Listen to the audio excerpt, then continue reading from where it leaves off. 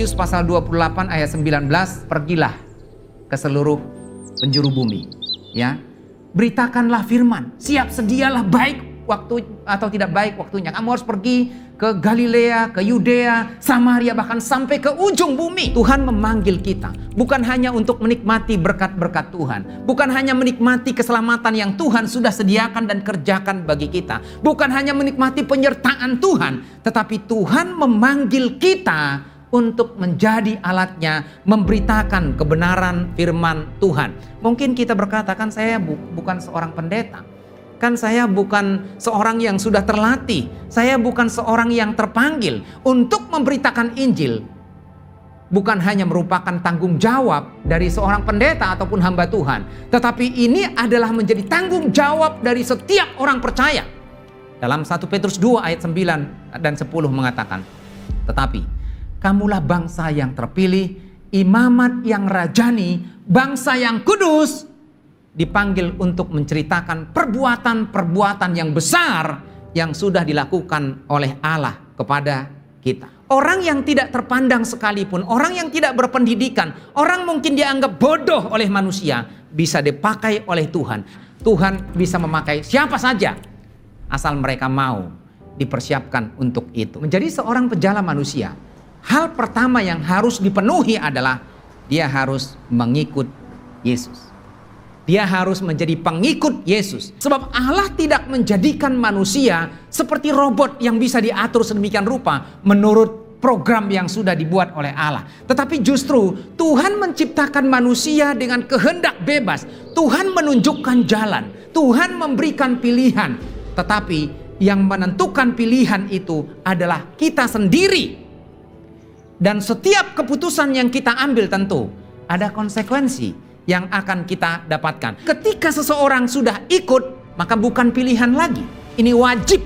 Pada saat dia berkata, mari, silakan kamu bisa memilih. Silakan kamu menentukan pilihanmu. Tetapi resiko dan konsekuensinya tentu kamu harus tanggung. Seseorang tentu harus memiliki pengenalan secara pribadi terhadap Yesus. Dia mengerti siapa Yesus, pribadi Yesus, dan tujuan Allah ke dalam dunia ini dia harus memahami. Banyak orang yang menjadi pengikut Yesus oleh karena orang tua, oleh karena teman, oleh karena pacar yang tidak pernah mengalami perubahan dalam kehidupan mereka, pemikiran mereka, iman mereka, pemahaman mereka, paradigma mereka tidak pernah berubah. Bahkan tidak jarang ada orang menjadi pengikut Yesus karena demi hamba Tuhan atau pendeta, karena mereka mengidolakan pendeta-pendeta tertentu. Itu sebabnya kalau pendeta ini nanti tidak berada di gereja itu, dia tidak akan datang. Kalau pendeta itu nanti khotbah di tempat lain, diikuti akan di situ. Dan kalau pendeta ini akan dipanggil Tuhan dan meninggal, apakah juga ikut ke situ?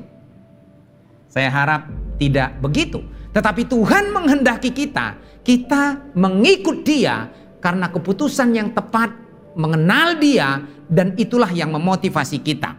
Ada banyak orang yang mengikut Yesus karena berkat. Memang tidak bisa dipungkiri bahwa ada banyak hamba Tuhan yang menjanjikan janji-janji yang indah kepada orang Kristen. Mereka berkata, kalau kamu mengikut Yesus, maka kamu akan sukses, kamu akan diberkati, sakit penyakit akan disingkirkan. Yesus tidak pernah berjanji seperti itu. Yesus justru berkata, serigala ada lubangnya, burung di udara ada sarangnya, tetapi anak manusia, Yesus sendiri tidak punya tempat untuk meletakkan kepalanya. Barang siapa mau mengikut aku, ia harus menyangkal diri dan memikul salib. Ada orang yang mengikut Yesus oleh karena mujizat. Tidak salah awalnya mungkin seseorang itu karena mujizat kemudian tertarik kepada Yesus. Tetapi dalam perkembangan selanjutnya tentu bukan lagi karena mujizat. Ada mujizat atau tidak ada mujizat, kita percaya kepada Yesus karena Dia adalah juru selamat kita yang telah menyelamatkan kita, yang menuntun kita, yang memberikan kepada kita pengharapan. Ada orang juga menjadi pengikut Yesus, itu hanya ikut-ikutan. Mereka tidak mengerti apa-apa, yang penting mereka beragama, yang penting mereka menjadi orang Kristen, tetapi tidak memiliki pemahaman yang cukup terhadap pribadi Yesus. Sehingga satu kali ketika mereka diperhadapkan dengan situasi yang sulit, beban yang berat, dan masalah, akhirnya mereka menjadi kecewa. Di mana Yesus? Apakah benar-benar Yesus itu adalah ada? Apakah memang benar-benar Yesus itu adalah Tuhan? Mengikut Yesus itu artinya mereka harus memiliki pengenalan dan keyakinan yang kuat tentang Yesus sebagai Tuhan dan Juru Selamat, dan siap untuk dibimbing, dididik dalam persekutuan, perkumpulan orang-orang percaya, dan belajar untuk taat melakukan firman-Nya. Sehingga Rasul Paulus mengatakan, hidupku bukannya aku lagi, melainkan Kristus yang hidup di dalam aku. Untuk menjadi seorang penjala manusia, kriteria utama yang harus kita penuhi adalah menjadi pengikut Yesus. Karena yang akan kita ceritakan adalah pribadi Yesus. Inti dari kebenaran yang akan kita sampaikan adalah Yesus. Injil itu adalah Yesus, bukan mujizat, bukan perkara-perkara ajaib, bukan kuasa, walaupun semua itu ada menyertainya. Tetapi sang pribadi Yesus yang sudah menjelma menjadi manusia, Dia adalah Allah yang turun ke bumi untuk menyelamatkan manusia yang percaya kepadanya. Mungkin selama ini kita tidak berani untuk memberitakan firman Tuhan. Mungkin selama ini kita tidak berani untuk bersaksi. Kita tidak berani untuk mengajak orang lain. Tapi kini saatnya kita harus keluar dari zona nyaman kita untuk menyaksikan kebesaran Tuhan. Tugas siapa? Tugas kita bersama-sama. Sebenarnya kita tidak ada alasan berkata bahwa, Pak, saya tidak bisa, saya bekerja, saya pelayanan, saya mengurus rumah tangga. Karena Tuhan bisa memakai kita lewat berbagai macam cara, lewat setiap keadaan dan waktu kita masing-masing. Jadi Tuhan tidak hanya memanggil orang-orang yang tidak punya pekerjaan, tetapi semua kita yang sibuk ataupun yang tidak sibuk.